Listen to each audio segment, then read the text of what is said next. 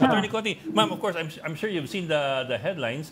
There are several personalities, including former Justice Cauty, who said na expected by September ang arrest warrant ng ICC. But at the same time, I think we've also heard several times na hindi naman ina-announce yan ng ICC. I'm almost sure, sasabihin ni Attorney Conti, neither confirm nor deny.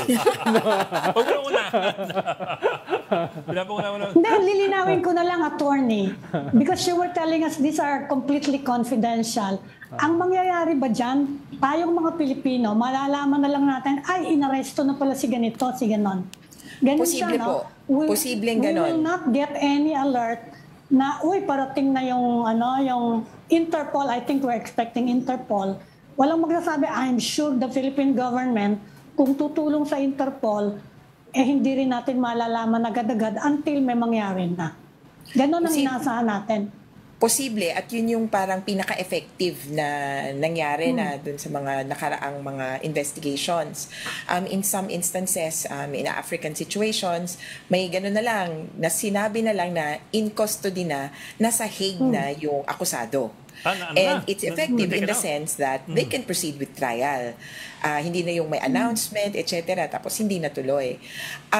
Ang nakita natin mga in recent examples, yung sa Ukraine at saka sa Israel and over Hamas leaders, in-announce yung una, issuance, and then pangalawa yung, application. Sa Israel, application pa nga lang, in-announce na ng ICC. Sa Georgia, sa Russia, puro mga na-issue na. So, yung ganong style, hindi ko alam kung nabanggitan natin, pero ulitin ko ulit. Yung ganong style, ibig sabihin, medyo suko ka na mukhang hindi mo maaaresto. Kaya, the least that you can do is announce that these people are wanted persons. And in fact, if you check the Interpol website today, para po sa mga excited siguro, you can check the Interpol website actually for red notices. The ICC has put up 6 persons with red notices on their website. Walang Pilipino doon so far. Katulad ni Netanyahu at saka ni Putin, attorney? Si Netanyahu and Putin wala. Interestingly, as heads of state, I do think careful sila dyan dahil yung nuance nito is that the arresting officials will still be the national police, wherever they may be. And in the context of them being serving heads of state, hindi na nilagay sa red notice. Kasi pag pinadala mo sa Russia, baka punitin lang yan or hindi kilalanin. Ang tatlong personalities na involved in the Russian situation are not Putin nor Belova. Yung babae na minister for children yata. So mostly these are military officials or police, I think, yung dun sa Sudan na wanted. Kaya kung akong iniisip ko, hindi to katulad ng sitwasyon natin because if we're looking at President Duterte, he's not a sitting president. Tapos na ang termino niya, siya ay simpleng mamamayan na lang. At kung si Senator Bato de la Rosa naman, hindi naman siya protektado ng kahit na anong presidential immunity. Even if he says parliamentary immunity, that's only for what he says in chambers. Pero itong Interpol, posibleng malagay dito yung si Senator Bato and any other person wanted in this war on drugs. Dalawang issue lang, Attorney Conti. Kahapon kasi may nakadebate ako na dating government official. Ang sabi niya ay... Sino naman yan? Hindi, iwanan na natin siya sa pangalang ang sabi niya ay hindi na mahuhulihin si Digong kahit lumabas yung international warrant dahil 80 na at hindi na makalakad. Sabi ko wala akong alam na ganong klaseng basihan para hindi huliin ang isang wanted ng ICC. Walang ganong klaseng humanitarian eklay na basihan ng ICC. Ikalawa ay isa ring debate ay hindi daw pwedeng hulihin si Bato habang nasa loob ng Senado. Sabi ko, kahit si Senator Trillanes noon, eventually ay sumuko after 2 weeks sa loob ng Senado dahil parang wala namang warrant sa kanya kaya tinago siya ng Senado sa Senate office. Pero kung may warrant ay mukhang wala naman choice yung Senado kung hindi isuko Anong tingin nyo rito, Attorney Conti, itong dalawang usapin na ito? Pwede bang protektado ng Senado habang nasa loob ng Senado si Bato? At ikalawa, meron bang ganong klaseng humanitarian basis para hindi hulihin ang isang matanda?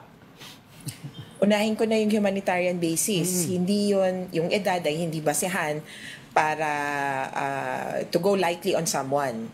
Meron lang talagang, that's correct. In a sense, yung humanitarian considerations would be in the handling of the prisoner. Siguro, hindi ipoposas, hindi pauupuin sa medyo may kutsyon, yung ganong consideration. But age does not excuse you from any accountability.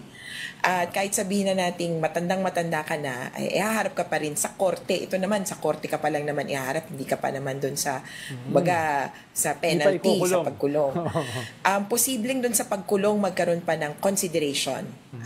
Ganun din naman sa batas natin, ganun sa framework natin na humanitarian considerations in the sense na pwede kang kung may sakit ka, sabihin na natin, because of your age, posibleng hospital arrest, posibleng bail, posibleng iba yung pagkukulungan mo habang dinidinig yung trial. Parang Enrile. Consideration. Kung kasing edad ka ni Enrile. Pero dun sa Senado, interesting yan. Dito sa Pilipinas, nagkaroon na ng ilang pagkakataon na yung House of Congress, lower house or upper house, has become sort of been a sacred place. Refuge. But it depends on the authority. Okay, lalo na kung ang warrant of arrest na hawak ay malinaw at para sa isang international tribunal, I doubt that the Senate can continue to protect. This issue might reach the Supreme Court kasi ihaharap sa Supreme Court. And it would be interesting how the Supreme Court will rule. I would say baka ang ano nila ay, yes, you can enforce the warrant. Or you should. Ano yung tatlo dyan na suspect incumbent dalawa generals in the police, yung isa National Police Commissioner. Are you seeing any problem in enforcing their warrants kung sakasakali? Kasi ang aresto sa kanila, mga ano nila, yung mga subordinate nila. May nakikita ba kayong problema dyan? Yes. In the sense that political will, well, alam ko, right na yon, pero political will, sinong mag-uutos, sinong mag-implement. At ito palalo sa Pilipinas, usong-uso yung na under the table lang, may pinatakas. Ang naalala ko nga dyan, yung PIDEA seizure ng Shabu, na nag-seizure ng 1 tonelada, pero yung pala may nabawasan na 40 kilo ba, o may kinuha. Yung ganong parang pag reasoning out na okay lang naman, boss natin yan. Depende talaga yan kung gaano kalakas yung pinaka-pinuno. At palagay ko, yung tanong na yan ay kailangan iharap kay PNP Chief Marbil ngayon kung paano niya i-implement ang isang valid warrant of arrest, kung sino ang uutusan niya na mag-implement nito, it will be very crucial. And on the other hand though, isipin mo general mo, pinuno ng institusyon mo. Hindi ba nakakahiya na merong wanted na PNP general at hindi PNP ang magsusuko? Palagay ko, even in the international arena, syempre parang grabe yung Pilipinas, ganito pala sila trumabaho, na kahit wanted na ng isang international tribunal, pauupuin pa rin sa pwesto. At maski sa loob natin, delikadeza. Kung may sinasabing marami kang kasalanan, hindi ba dapat tama lang na tumatbi-tabi ka muna? Lalo na, yung konteksto kasi nung paggawa nila ng kasalanan is within the scope of their current work. Kaya yan yung concept natin ng preventive suspension. Diba, kapag kunyari may kakasuhan ka na opisyales, dapat sasantabi muna sila o kaya suspended dun sa trabaho habang iniimbestigahan ng isang insidente. Kasi kung nasa posisyon pa sila, pwede silang manira ng ebidensya, pwede silang manakot ng witnesses, and so forth. Kaya delikadesa lang siguro para dito sa mga magiging wanted kung sakasakali. Ma'am, there are reports that Senator Bato might attempt to file a bill to block somehow the ICC arrest warrant. whether it's served by the ICC or by Interpol. Is that possible? Is it possible for, assuming that it even moves in both chambers of Congress, is it possible for legislation to block, for example, a warrant from the ICC? I don't think so. And second, it's a matter for the executive rather than the legislative, no? Kasi ang hirap ding tingnan to from a simple legislative point of view kasi paggagawa ng batas para sa sangkatauhan, para sa sangkapilipinuhan. Pero parang ito, ang objective nitong batas na gagawin niya ay para sa kanya, para maprotektahan siya. That is too selfish of a reason to pursue this kind of bill. Sayang yung perang binabayad sa kanya bilang mambabatas. Tingnan na lang niya yung iba pang problema ng Pilipinas. Kaya punto talaga dito ang bakit ngawa na ngawa ang mga tao at ito, specifically si Senator Bato tungkol dito sa ICC at pagsali sa ICC. Inuungkat pa niya yung membership daw. If this was a threat to sovereignty, if the ICC was so bad, we would not have joined it in the first place. But we did. And at the time that we were a member of the ICC, there were crimes committed that fell under the ICC's jurisdiction. We should just respect how the ICC, ito nga importante, investigates the crime. Hindi pa naman siya paparusahan eh. Wala naman ditong, guilty ka na.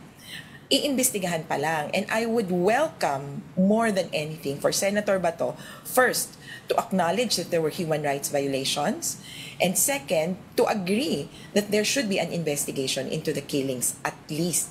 Although marami pang ibang nangyari, no? Katulad ng mga nasona yung bahay, mga hinuli, mga hanggang ngayon nakakulong, and others. Okay. Maraming salamat. Attorney Cristina Conti, ICC Assistant to Counsel. Ma'am, thank you for joining us this afternoon. Maraming salamat, Attorney. Thank you, Good Attorney. luck sa inyo. Salamat din po. Update na Ma'am, lang. tignan niyo kami kung sakaling ano. Good luck sa atin next month. Ma'am, ano lang, quickly na lang. Next month o hindi next month? Hinabol. Di ba July nga dapat? June, tapos naging July. Okay, sige. Basta this year.